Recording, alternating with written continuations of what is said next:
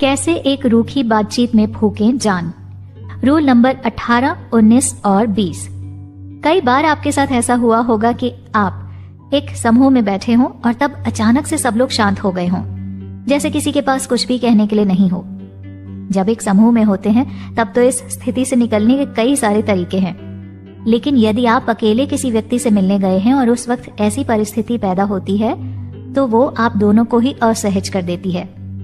यहीं से आती है हमारी 18वीं तकनीक कि कैसे आप एक रूखी बातचीत में नई जान फूंक सकते हैं। इस तकनीक में आपको ऐसा करना है कि आपको सामने वाले व्यक्ति की सभी बातों और शब्दों को एकदम ध्यान से सुनना है। इसके बाद यदि कोई विषय आपकी जान पहचान का हो तब आप अपनी तरफ से भी उस विषय से जुड़ा अनुभव साझा कर सकते हैं। फिर भी मान लीजिए कि आपको उस विषय के बारे में कुछ भी नहीं पता, तब आप सामने वाले व्यक्ति से उस विषय के बारे में पूछें। इस तरह आप एक रुकी हुई बातचीत में नई जान फूंक सकते हैं।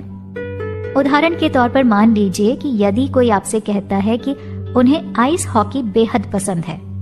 अब यदि आपको भी आइस हॉकी पसंद है तो आप उनके साथ अपने अनुभव साझा कर सकते हैं, लेकिन यदि आपको आइस हॉकी के बारे में ज्यादा जानकारी नहीं है तब आप उनसे आइस हॉकी के बारे में सवाल पूछकर बातचीत को आगे बढ़ा सकते हैं।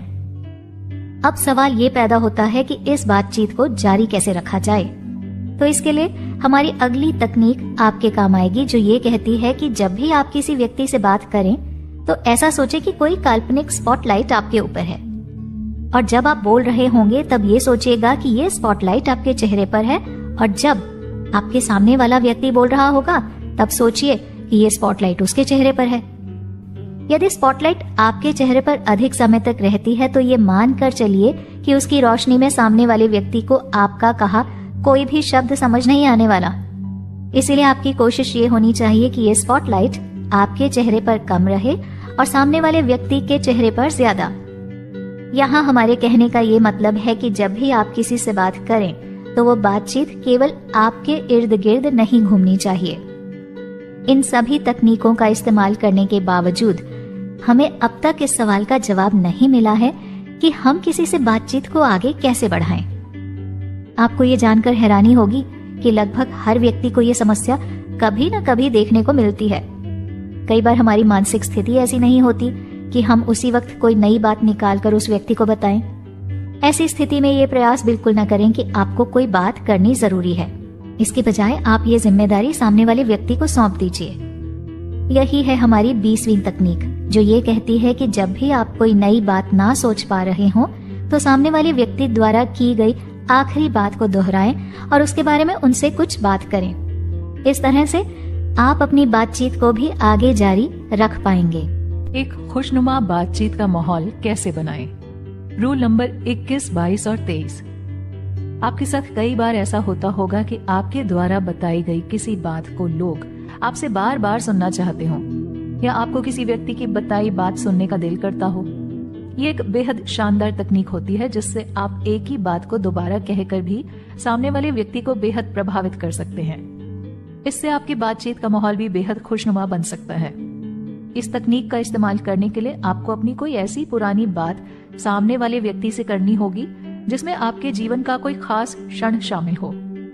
कहने का मतलब यह है कि जब भी आप किसी से इस तरह की बात करें तो एक बार ऐसा हुआ कहकर अपनी बात की शुरुआत करें और ऐसे ही अपनी बातचीत जारी रखें। ये चीजें ऐसी होती हैं कि सामने वाले का ध्यान बहुत जल्दी आकर्षित करती हैं, और यदि आपके पास वाकई में कोई दिलचस्प कहानी होती है जो आपके जीवन से जुड़ी है तो अवश्य ही यह सामने वाले व्यक्ति को और अधिक प्रभावित करेगी। इससे आपकी बातचीत को एक नई सकारात्मकता दिशा मिलेगी। आपके पास अगर अपनी खुद की कोई कहानी या पुरानी बात ना हो तो आप जिस समूह में बैठे हैं उसमें से किसी व्यक्ति को उनके जीवन की कोई बात याद दिलाकर उस घटना पर बात करनी शुरू कर दें। इसके लिए आपको अपने मित्रों से जुड़ी सभी प्रकार की घटनाओं और कहानियों के बारे में पता होना चाहिए। इस तकनीक को इस्तेमाल करते समय आप इस बात का ध्यान रखें कि कहानी में बताने वाले व्यक्ति की प्रशंसा होनी चाहिए। कोई भी व्यक्ति एक ऐसी कहानी नहीं बताना चाहेगा जिसमें उसको कोई नुकसान हुआ हो।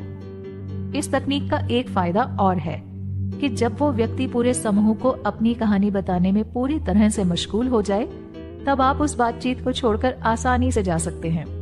तो ये तकनीक आपके लिए किसी भी बातचीत को छोड़कर जाने में काफी मददगार साबित होगी। इस बातचीत के दौरान आपको हमेशा एक सकारात्मक दृष्टिकोण वाले व्यक्ति के तौर पर नजर आना चाहिए। हमारी 22वीं तकनीक इसी बारे में है, जो ये कहती है कि किसी के सामने यदि आपको एक सकारात्मक व्यक्ति के तौर पर उभर कर आना है तो ये काम आप 1 या 2 दिन में नहीं सीख सकते। इस तकनीक को सीखने के लिए आपको थोड़े धैर्य की आवश्यकता होगी। इस तकनीक के अनुसार एक सकारात्मक व्यक्ति हमेशा खुलकर लोगों से बात करता है और उसकी मुस्कुराहट भी खुलकर आती है। इससे सामने वाले व्यक्ति को इस बात का पता लगने लगता है कि आप एक सकारात्मक दृष्टिकोण रखने वाले व्यक्ति हैं। आपके साथ कई बार ऐसा हुआ होगा जब आप कोई नई और दिलचस्प बात नहीं सोच पाते। ऐसी स्थिति में आपका ये जानना बेहद आवश्यक है कि कैसे आप हर वक्त कुछ ऐसा बोलें जो सामने वाले व्यक्ति को दिलचस्प लगे। हमारी अगली तकनीक इसी बारे में है, जिसके अनुसार आपको बस इतना करना है कि आपको हर दिन की नवीनतम खबरों के बारे में एक साधारण सी जानकारी रखनी है। अगर आप ऐसा कुछ नहीं सोच पा रहे हैं जो आपको लगता है कि सामने वाले को पसंद आएगा, तो आप उस दिन की खबर और समाचार को अपनी बात का मुद्दा बना सकते हैं। अक्सर लोग इसी तरह की चर्चाओं में शामिल होना पसंद करते हैं। एक वीआईपी की तरह कैसे बात करें? रूल नंबर 23, 24, 25 और 26। आप लोगों ने एक शब्द जरूर सुना होगा, वीआईपी। जब भी आप ये शब्द सुनते हैं तो आपके दिमाग में एक विचार जरूर आता होगा कि शायद ये व्यक्ति एक बहुत ही ताकतवर पद पर बैठा होगा या फिर इस व्यक्ति के पास बहुत सारा पैसा होगा। वीआईपी का अर्थ होता है वेरी इंपॉर्टेंट पर्सन, यानी कि एक ऐसा व्यक्ति जिसकी महत्वता बहुत अधिक है। मगर महत्वता और ओहदा केवल पैसों से आता है, ऐसा तो किसी ने नहीं कहा। हालांकि हम अक्सर ऐसा देखते हैं कि जो व्यक्ति ऊंचे ओहदे पर बैठे होते हैं वो काफी महत्वपूर्ण भूमिका निभाते हैं और उनके पास पैसे भी अच्छे खासे होते हैं। इसीलिए हम सोचते हैं कि वीआईपी व्यक्ति कोई ऊंचे पद पर बैठा एक पैसे वाला इंसान होगा। मगर असल में वीआईपी व्यक्ति कौन होता है, ये हम आपको बताते हैं। वीआईपी व्यक्ति कोई भी हो सकता है। इन वीआईपी व्यक्तियों की एक खास बात होती है कि उनके बोलने का अंदाज ऐसा होता है कि सामने वाले को ये लगता है कि उनकी महत्वता बहुत अधिक है। हमारी अगली तकनीक कुछ इसी प्रकार की होगी, जिससे आप ये जान सकते हैं कि कैसे आप भी एक वीआईपी की तरह नजर आ सकते हैं। एक वीआईपी की तरह नजर आने के लिए कुछ चीजें ऐसी भी होती हैं जिनको करने से आपको बचना चाहिए। इन चीजों में सबसे ऊपर आता है किसी से ये पूछना कि वो क्या करते हैं। हम में से ज्यादातर लोग जब किसी नए व्यक्ति से मिलते हैं तो हमारा दूसरा या तीसरा सवाल उसके कार्य के बारे में होता है। आपको ये जानकर हैरानी होगी, लेकिन जब भी हमसे कोई हमारी नौकरी के बारे में पूछता है तो हम अक्सर अपने जवाब को लेकर थोड़ा संकोच महसूस करते हैं, क्योंकि हर किसी की नौकरी एक बड़े बैंकर की नहीं होती। इसी कारण हमें यह मानकर चलना चाहिए कि सामने वाला व्यक्ति इस सवाल से असहज हो सकता है। इसीलिए हमें आप क्या करते हैं सवाल को सीधा सीधा पूछने से बचना चाहिए। इससे सामने वाले व्यक्ति को ऐसे लगना चाहिए कि आप उनके साथ बातचीत करना चाहते हैं, वो भी बिना इस बात की परवाह किए कि वो क्या करते हैं। अब यहाँ ये सवाल उठता है कि आप सामने वाले व्यक्ति की नौकरी के बारे में कैसे जान सकते हैं। सामने वाले व्यक्ति के काम के बारे में जानने के लिए आपको उनसे केवल यही पूछना है कि आप अपना अधिकतर समय कैसे बिताते हैं। फिर वो व्यक्ति अपनी सहजता के आधार पर अपने काम के बारे में आपको बताएगा। अब आप ये सोच रहे होंगे कि तब क्या करें जब कोई आपसे पूछे कि आप क्या करते हैं। तो ध्यान रखें कि उस वक्त भी आपको इसी सवाल का सीधा सीधा जवाब नहीं देना है। उस स्थिति में हमारी 25वीं तकनीक आपके काम आएगी। हमारी 25वीं तकनीक ये कहती है कि जब भी आपसे कोई ये पूछे कि आप क्या काम करते हैं, तो जवाब देने से पहले आप अपने आप से ये सवाल करें कि उस व्यक्ति को आप में क्या दिलचस्पी हो सकती है। क्या वो आपके साथ व्यापार करना चाहता है? क्या वो आपका दोस्त बनना चाहता है? या क्या वो आपका बॉयफ्रेंड या गर्लफ्रेंड बनना चाहता है? इस आधार पर आप अपना एक छोटा रिज्यूमे हमेशा अपने दिमाग में तैयार रखें और उसके आधार पर ही उन्हें जवाब दें। अगर वो व्यक्ति बस एक साधारण सा व्यक्ति है जो मात्र आपसे जान पहचान करना चाहता है, तो आप हमारी पहले की बताई गई तकनीक का इस्तेमाल एक वीआईपी की तरह बनने के लिए एक चीज और है जो आपके लिए काफी ज्यादा महत्वपूर्ण है। वो चीज है आपके अंदर की स्मार्टनेस। लोग हमें अक्सर हम जितने स्मार्ट होते हैं उतना ही देख पाते हैं, लेकिन एक तकनीक ऐसी भी है जिससे आप जितने स्मार्ट हैं उससे भी अधिक स्मार्ट आप लोगों को देख सकते हैं।